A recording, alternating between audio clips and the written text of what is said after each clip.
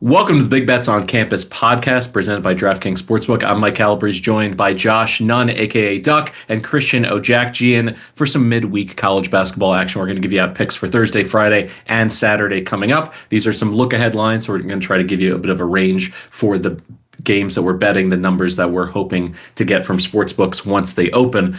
But as always, we're going to open up with kind of a look at some higher level trends, some things going on in the sport writ large. Duck, I'm going to fire it to you first. I just wrote an article on Tuesday for the Post talking about Miami of Ohio, their chance to potentially run the table in the regular season, becoming the first team to do so heading into the tournament, undefeated since the Zags in 2021. But there's a few teams with zeros in the loss column, and you're targeting one here for your high level look. I mean, we have to ask the question now at this point in the season, is Nebraska ball for real? The Huskers are 17-0, 4-0 in Big Ten play. Rink Mast is just such a stud. 15.5 points, 6.5 boards, 50 assists on the season. He can run the floor. He can shoot. He's a good passer. They're getting points off the bench from Frager.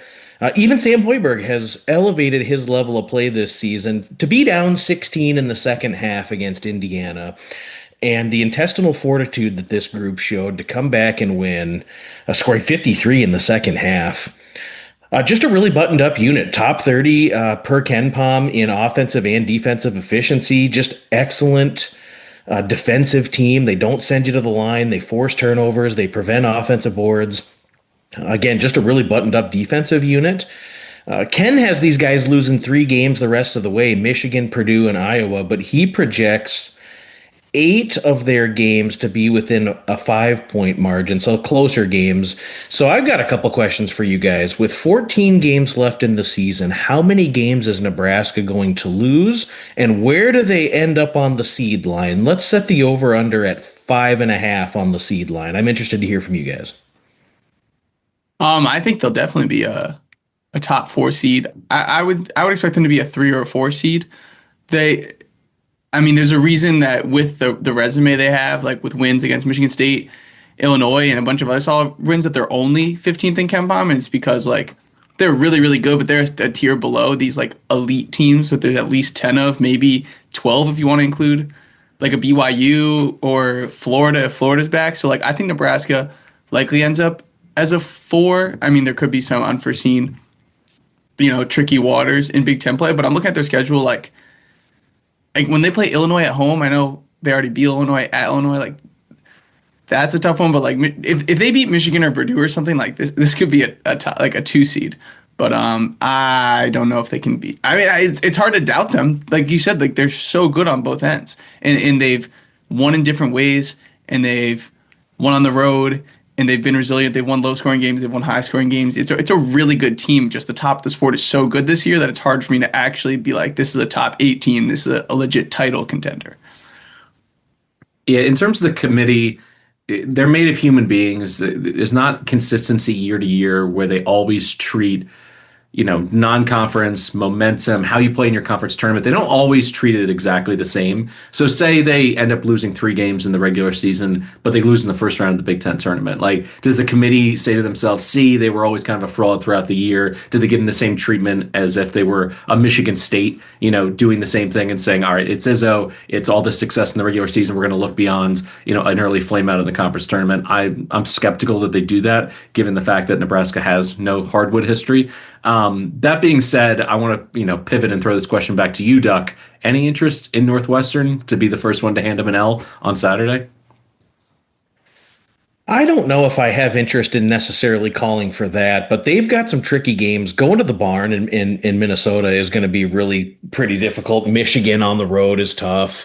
The rematch with Illinois. I mean, they got to go out west and go to USC and UCLA at the end of the year, and that could provide something tricky. And I worry if this team experiences a stretch where they lose 3 out of 4, does recency bias kick in and maybe they get dropped down a notch, which is why I posed the question on the seed line. I could see this group with the magical run they've been on, if they struggle late in the season against really good competition and they have 3 or 4 losses and then they get bounced in the Big Ten tourney earlier than expected. Yeah, I could see them fall into maybe the 5 line. But still, either way, a fun basketball team and really a team that I think It'll at least pique our interest when it comes to tournament time and where they get seated, who they have in there for the first weekend, and maybe a team that can make a little more noise than we certainly expected at the beginning of the season. Christian, Duck just brought up the barn. You want to talk about Wisconsin's gutty performance in, one of the best regular season games of the year, trading 3-pointers in the last 5 seconds. Tyson hits one to tie it, and then Blackwell walking it off with a hand in his face, knocking down, a 35-footer to win for the Badgers. What are your thoughts on Wisconsin and what that win means to their upward trajectory throughout the season? Like a month ago, they were coming off that 30-point loss at Nebraska. We knew Nebraska was good then. We didn't know they were this good.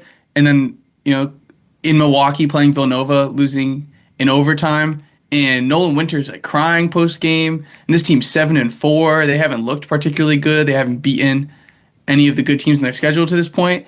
And come back after the new year and you lose to Purdue at home. It's not really competitive. Really flipped their season on its head the past 3 games. You beat UCLA at home.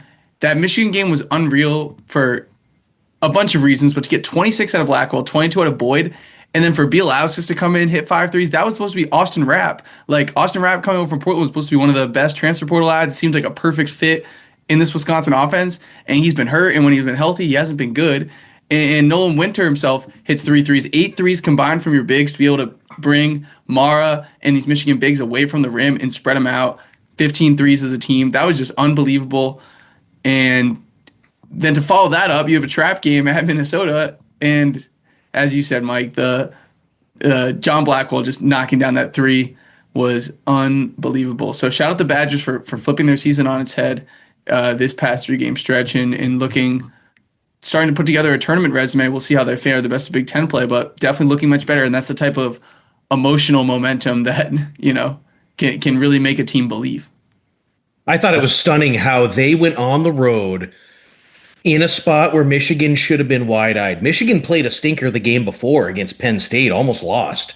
And you would have thought that the Wolverines would have been wide-eyed and ready to go here. And Wisconsin, 23-point underdogs, and they go on the road and get that win outright. That was just it's a season-defining win for Wisconsin there. Yeah, to make that many threes and so many of them contested as well. It's not like Michigan was just losing shooters constantly throughout that game. Anytime they needed a 3, they were making it. It feels like in a college football game when your situational execution is just 100% every third down, every time there's a ball on the carpet, your team's landing on it.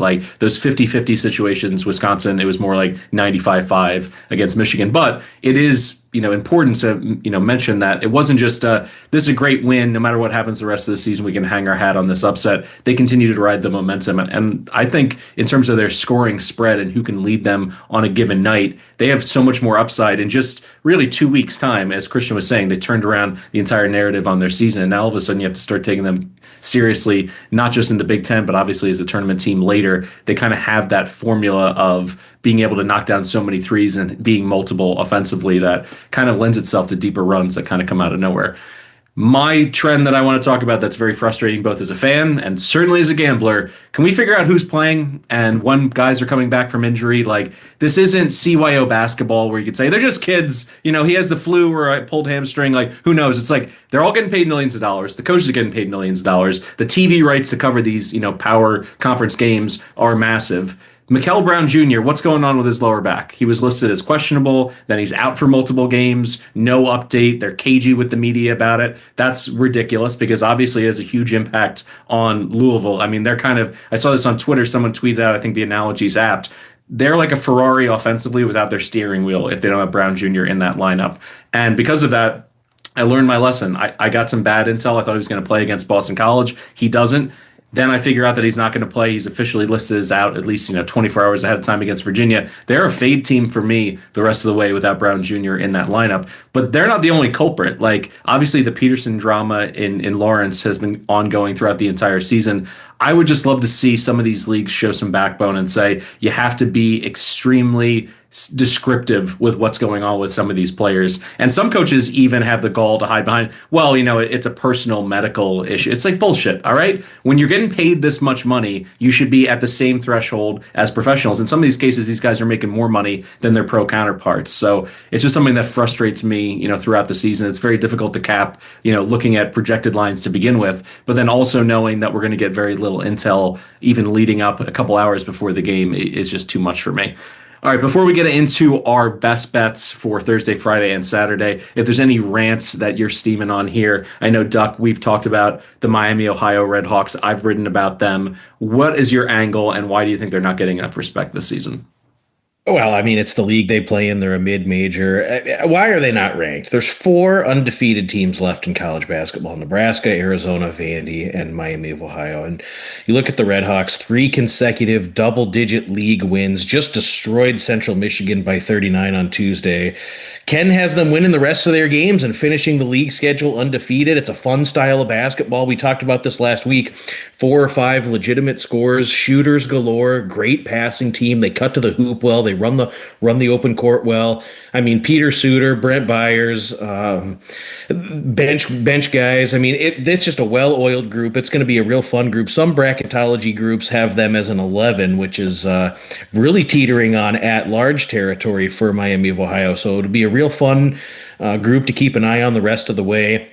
Hopefully we can find some spots that the Redhawks are undervalued. But, I mean, come on now. At this point, let's cut the crap and get these guys ranked in the top 25.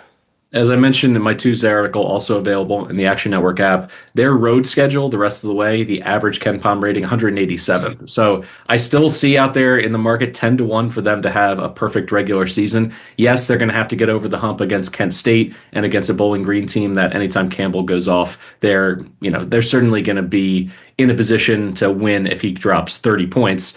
But outside of that, I don't see many teams that are going to challenge these guys. And as you mentioned, Duck, not only the shooting, having so many different players who can lead them on a given night, they're also a really good defensive rebounding team. And what I love is they can protect leads because they're one of the best foul shooting teams in all of mid-major basketball. And I'll just close out on my rants here because I'm pissed that they're not in the top 25. This is kind of an annual evergreen rant for me in terms of the voters. Both Miami of Ohio and SLU. Why is SLU not getting any respect? They're also in the received votes category of things. Like, if it doesn't, come down to a crazy shot against Stanford, who, that game could have gone either way, and it certainly was kind of a wild finish. I just think they're playing such a good brand of basketball. And the A-10, I thought, had a little bit more street cred than this. Because when you look at the teams that are ahead of them, do we really need an 11-5 Tennessee team in the top 25 instead of those two? Like, I get that. Obviously, there's a world of difference. There's a chasm between the quality of opponent that you're going to play on a nightly basis in a power league vis-a-vis these low and mid-major leagues. But at some point, you're seeing who these teams are, and to lose, a third of your games and still be considered a top 25 team, I think is just a little bit much for me. And I think it also sets up a bubble conversation later where the committee's going to do what the committee's been doing really for the past 5 years, which is like, yeah, it'd be great to have this, 31-3 team in, but like, wouldn't it be awesome if we had one more team with 10 conference losses in from the Big Ten or SEC? Like, I can see the train coming down the track, and I'm a little bit pissed about it. But at this point, the only thing that's in their control is you can get yourself an at-large bid if you win 31 games if you're Miami. Same goes for SLU. I think they can play their way into the 9 or 10 line situation if things keep rolling in this way. And also it comes down to, and it has in years past, when they do that apples to apples resume test, if you lose, not all losses are created equal. You can't lose to a team outside the the KenPom 200 really. If they lose to Kent State, if they lose to Akron in the MAC conference tournament, sure, but they can't drop a game to one of the cellar dwellers there. All right, any final rant for you, or should we get right to the picks here, Christian?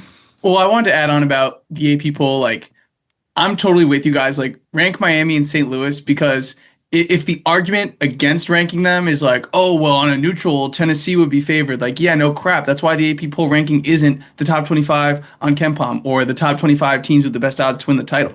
The AP poll is already like, we acknowledge the fact that it's an imperfect, outdated system comprised of writers who clearly aren't informed on the national landscape, most of them, right? There's a Twitter account made for March that will tweet like, ex-writer for the Arizona whatever dropped Alabama after Alabama went 2-0 this week and rose Kansas after Kansas went 0-2. And it's like, there's so many unqualified people. It's like, so if it's not the top 25 highest quality teams, if we're going to go vibes based and have Nebraska 8 when they're 15th on KenPom, let's lean into vibes based. If it's about, getting the programs excited and having that number mean something. You know, like Miami Ohio's Twitter account should be able to tweet out, "Look, we're being nationally recognized. We're 25th on I'm sorry, we're 25th in the AP poll."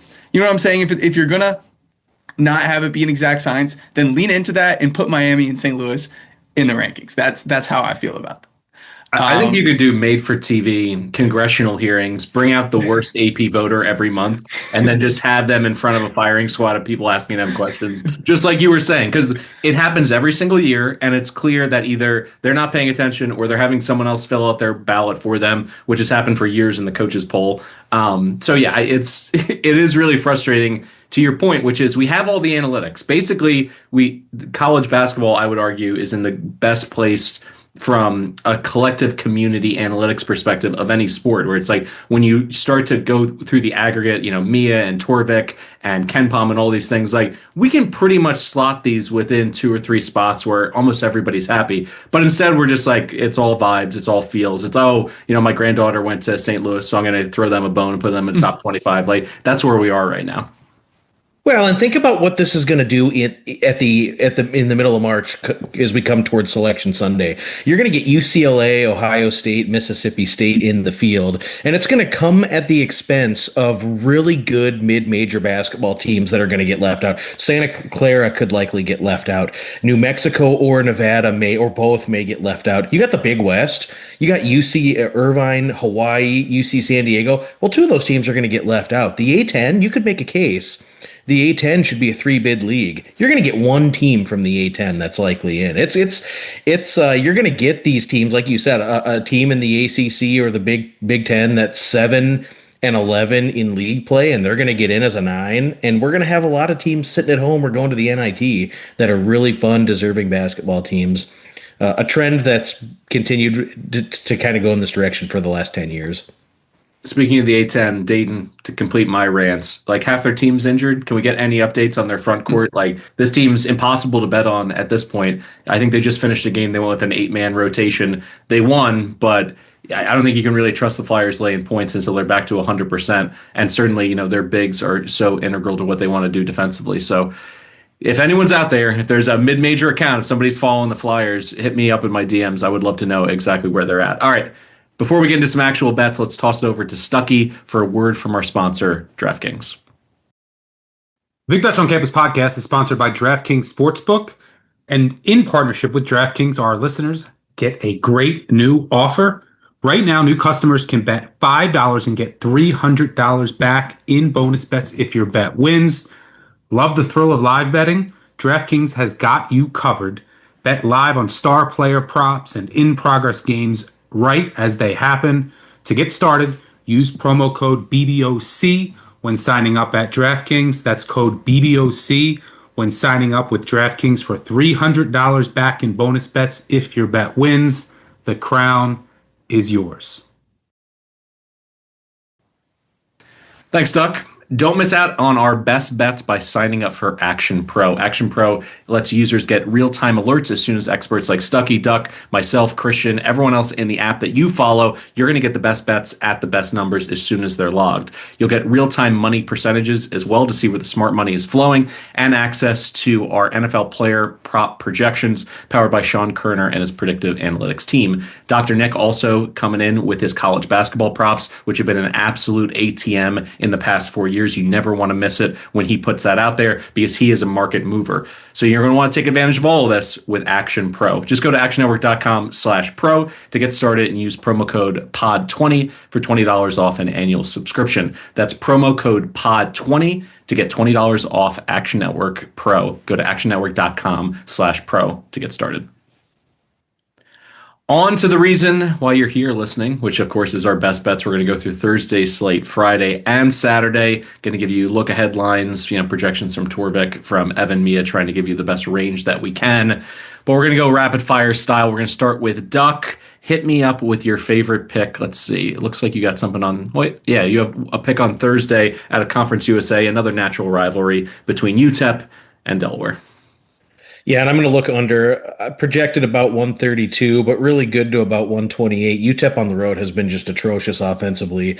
The Miners go through so many long stretches where They settle for these long contested jumpers. They don't move the ball very well. They have careless turnovers, and the overall operation, specifically on the road, just looks terrible. They do this while operating at the 328th slowest pace in all of college basketball. Delaware will comply with the pace here. The Hens pace is 360th nationally.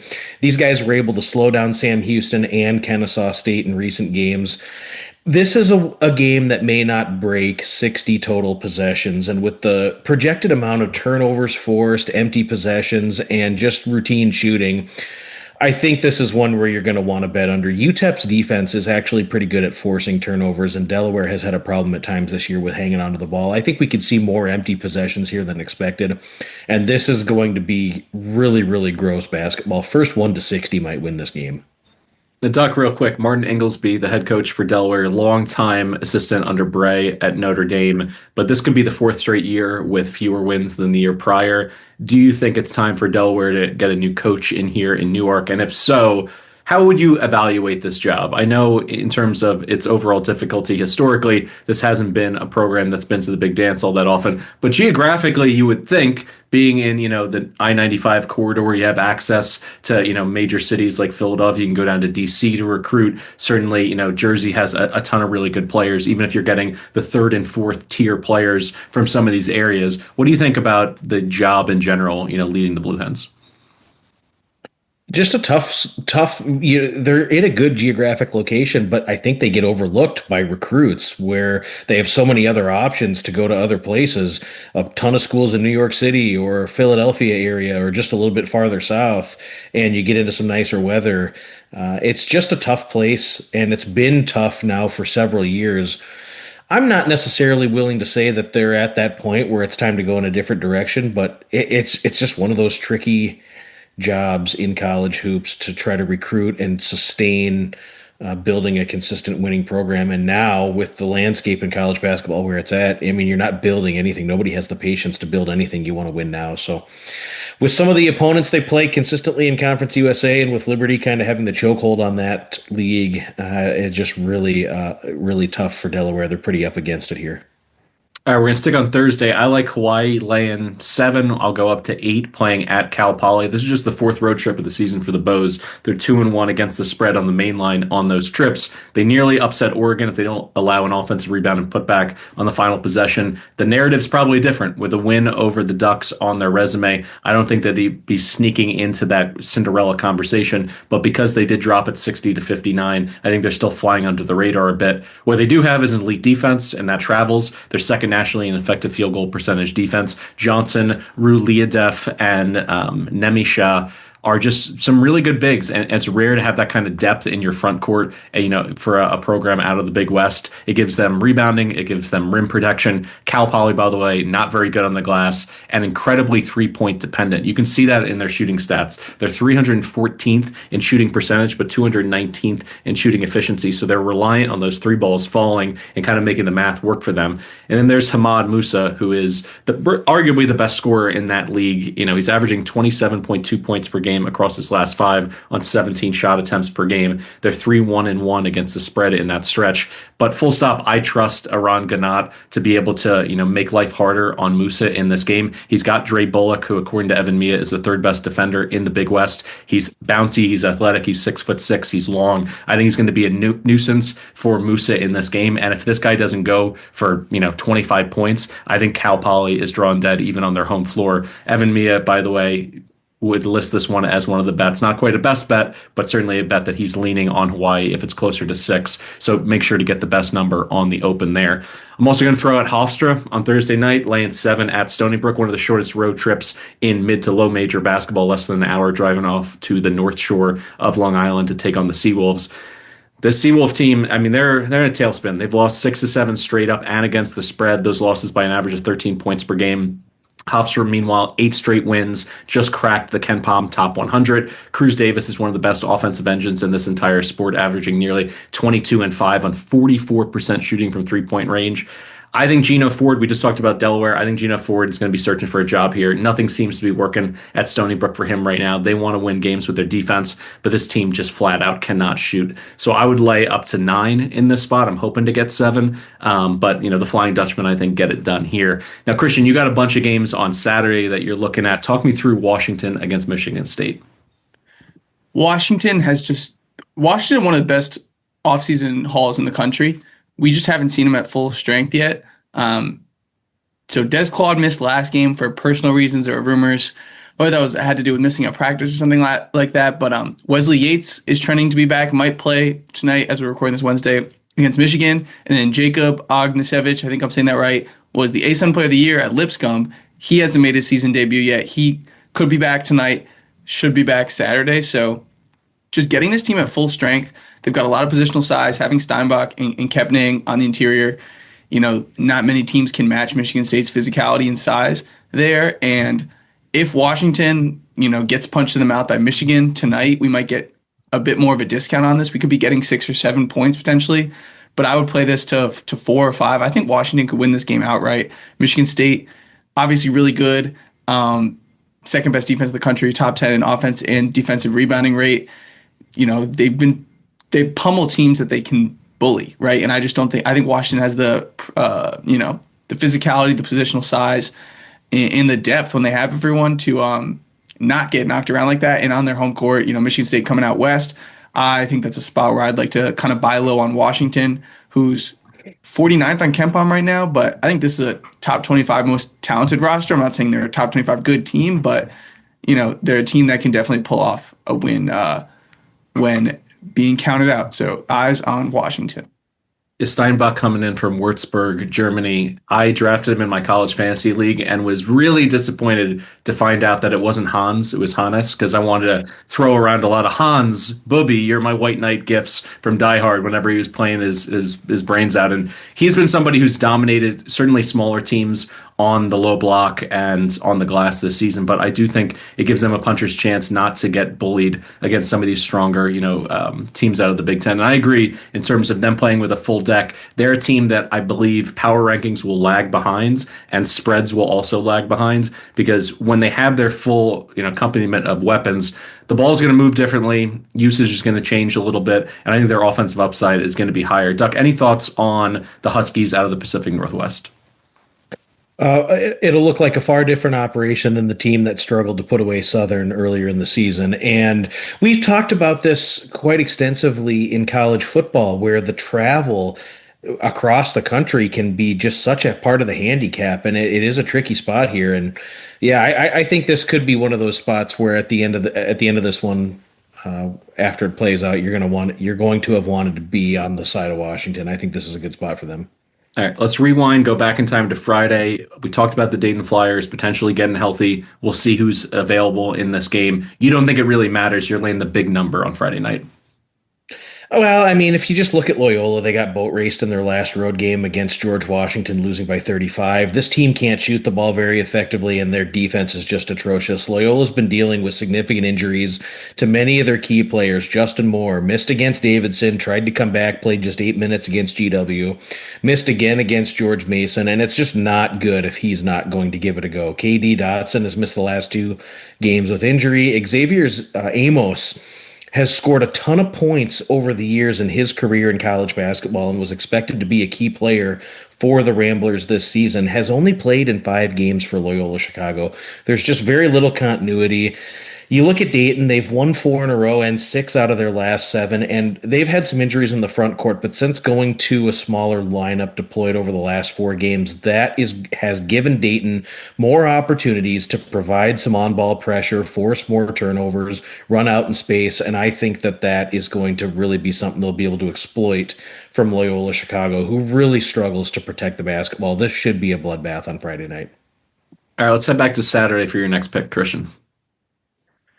I've got a road dog, the Missouri Tigers at LSU. Another game, honestly, where both teams are not accurately represented by the metrics. LSU, De'Don Thomas has been the engine of that team. He's doubtful tonight, so presuming he doesn't go on Saturday, they've lost 3 straight without him. They lost 2 by double digits. And then they lost at A&M. Like Mike Nwoko has been really good, and I'm blanking on his name. Max McKinnon has been really good as well for LSU. But I don't know. Matt McMahon's kind of on the hot seat. I know they're 42nd on KenPom, but and they have a nice win over SMU, but got smacked around by Texas Tech, and they're 0-3 in the SEC. They've got Kentucky at home. I kind of want them to beat Kentucky so that I can maybe get a better number here. But since Mizzou got Jaden Stone and Trent Pierce back, I think this is like a really good offensive team, like a top 15, top 20 offense. And defensively, while they're outside the top 100 on the season, they're the third best defense in the SEC in this small sample size of conference play. Like Mark Mitchell is he the most aesthetically pleasing player to watch? Absolutely not. But he demands double teams. He's a great passer, and he can finish at all different angles on the inside. And Stone has been a shot creator. He's been a killer from beyond the arc. Trent Pierce is a 6'10 shooter who's always spot up, ready to go. Jacob Cruz, probably the best shooter in the country outside of Momcilovic, maybe Tyler Nickel. Like, he's that good. And they're just big. They got positional size. They're tough to guard. Anthony Robinson, I haven't said his name yet.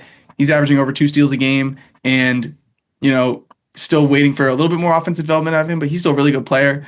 I like Mizzou a lot. What sucks about them is they are awful free throw shooting team, and sometimes they're just a little big and slow getting back down in transition defense. But I just think they're a team that's undervalued and has a higher ceiling. Like they're the type. There's the teams in the middle of your conferences, right, in these power leagues that have the upside to go take down the big dogs, and then there's the teams that are in the middle because they clean up who's below them. Like I think in the ACC, that's like a Syracuse, that's like an SMU, like last year mostly, where it's like you're beating the teams you're supposed to beat, and you never beat the teams you shouldn't. Mizzou's the team that they might lose a game like that they probably should have won, but they can beat the big dogs because of the personnel they've got. So I'm looking to back Mizzou if we're getting some points there at LSU. I think they win outright, but I'll try to be smart and take points. I'm going to stick in the SEC and call my shot here. I think the Vandy undefeated run is over. I'm going to take the Gators money line, any plus money there. Florida has shown me their high-end play against elite competition. 1-point loss at Duke, a 4-point neutral site loss against UConn, where they led with under 8 to play. They have elite rebounding on both ends, which can hurt the Commodores on the glass. They don't give up much inside the arc. They just need to avoid a 15-point or 15-bomb, 3-point performance from Vandy to hang around. And I think we also have to acknowledge at this point, Vandy's a great story. I think they play such an aesthetically pleasing brand of basketball. Everyone's kind of on board with this. I wouldn't say it's a Cinderella story, but certainly not a program that's been at the top of the SEC really in the last 20 years. They're 130th in non-conference strength of schedule. Their net SOS is 44th per KenPom. Florida's is 4th. So I just look at this as I think the Doors have not played in a whole lot of sweaty, close end-of-game situations really since mid-December. And Florida, I think, has the recipe to beat them on the glass. They're playing really good basketball. They got a nice little 3-game winning streak going here. They're beating some quality opponents, Georgia, Tennessee, Oklahoma. I think if you told me in March that this is an Elite 8 team, I wouldn't really blink on the Gators. I think they have all the pieces if they can get some elevated play out of their guards, but their bigs provide something that's special, even in a conference filled with so many future pros like the SEC. So I think Vandy at some point is going to drop one, and I love the opportunity to get plus money here. I'll throw it to you guys. Do you think that there's any way for them to slow down this Vanderbilt offense? Because it obviously has been a well-oiled machine the entire year, and the guard play has just been absolutely outrageous for the Doors. What do you think, Christian?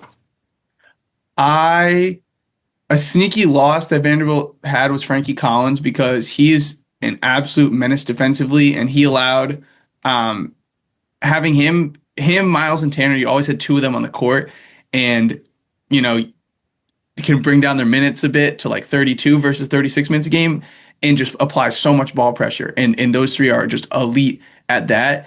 And I think Boogie and Xavier could struggle with that, but having Frankie in there, I'd be a little bit more confident that Vanderbilt would be able to be disruptive and force turnovers, because if they have to make up for the possession battle that they're probably going to lose on the offensive glass by forcing turnovers and taking care of the ball. And I think that they can win the turnover battle here.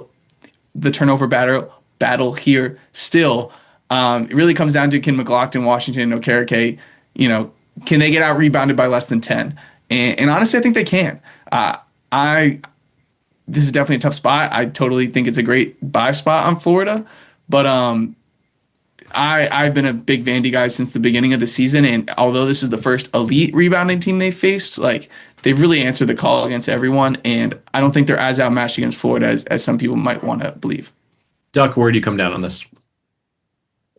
I like how Florida has responded. I think the last 3 games, I mean, we saw them win the middle 16 against Tennessee and take a close game with 7, 8 minutes to go in the first half and blow it wide open. And then they just put their foot right on the jugular in the second half. And I mean, blew the doors off of Tennessee. And then they come back on the road and respond with this huge win against Oklahoma yesterday. And it's a team that's starting to peak. It's a team that's starting to find their form.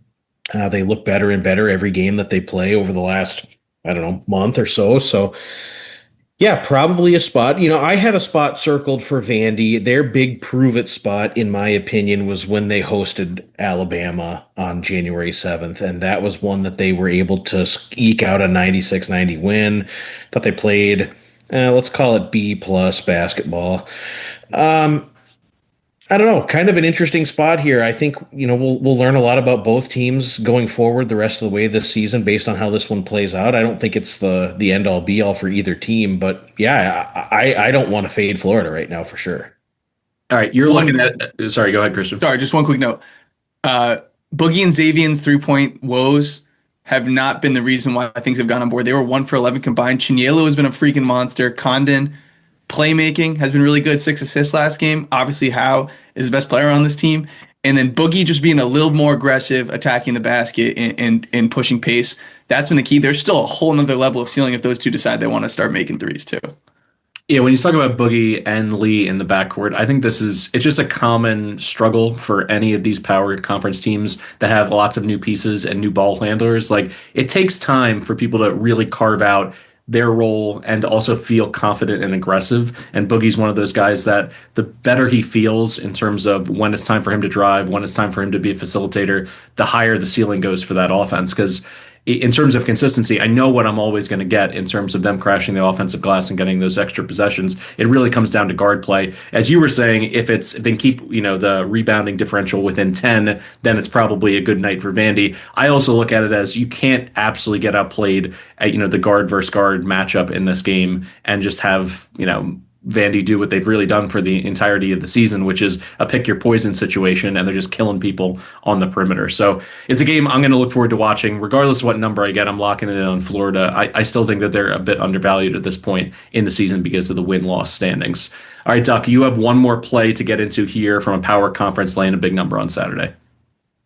Yeah, Illinois projected spread about 15 and a half. Just a brutal sequence for Minnesota after losing back-to-back home games by 1 possession each against USC and Wisconsin. Now you got to hit the road to Champaign. I just don't know how it's going to go for these guys on the road. And I could see Illinois having a little closer than expected bout with Northwestern today. And this spot could be one where Brad Underwood's group is just completely laser focused here. I just feel as though Minnesota, similarly to when they hit the road against Purdue in early December, I just feel like this is a bad matchup. Illinois 17th in defensive efficiency, 18th nationally in effective field goal percentage. Just an excellent team interior in blocking or altering shots at the rim, and the number 1 team in the country in not sending you to the foul line. So I just don't know that Minnesota is going to be able to make shots over the top on these guys. Just feel like it's a bad matchup for Nico and the Gophers here. So 15-16, I'm going to be looking to lay it with Illinois. Any thoughts there, Christian? I know you're headed out to a game tonight in Big Ten country. I think that's sharp, Duck. Like Minnesota is definitely well coached and going to be frisky at home, but there's going to be some road games where it's like you're asking Cade Tyson to go for 25 and like Crocker Johnson to stay out of foul trouble and Reynolds to be like, you're just, a lot needs to go right. You did a 5-leg parlay for Minnesota to go in on the road, right? And Illinois is the type of team where it could get ugly quick. And I think that, but I think Northwestern's going to be frisky tonight, 100%. They take care of the basketball, and they beat Illinois at home last year in overtime. They know how to scheme it to make Illinois take a lot of threes, which obviously they're a very good 3-point shooting team, but it's like they have a better chance of stopping that than stopping Stojakovic, one-on-one down low or Avicic one-on-one down low. And then offensively, because they're so unique, playing through Martinelli and, not having like super great guards trying to beat you off the bat. It's not like, I don't know, Illinois likes to set the terms defensively. And they've been much better defensively this year. But I don't know. They can kind of do that, but Northwestern's a weird team. They're going to have their gross half-court possessions that are going to sometimes end up with baskets. And don't be surprised if that's like, I don't know, 70 to 65 or something like that tonight. Now, before we get out of here, let's put together a quick 3-leg parlay over on DraftKings with our favorite plays from this episode. Duck, get us started. I won't cover it again because we just did, but I'll roll with Illinois. All right, you're rolling with Illinois. Christian, what do you got? Mizzou on the road, LSU. We're getting the odds of this juiced up. We're going to take a plus 175 or whatever it is on the money line and get this parlay juiced up. All right, I'm going to lay the 7 or 8 with the Flying Dutchman. Hofstra playing the Battle of Long Island on the North Shore. I think they're going to blow the doors off of Stony Brook. When you put it all together, hopefully you're going to get the best number over on DraftKings, plus 850, plus 900, now that we have Christian's money line underdog as well. This is our DraftKings College Hoops Parlay for the week. The crown is yours.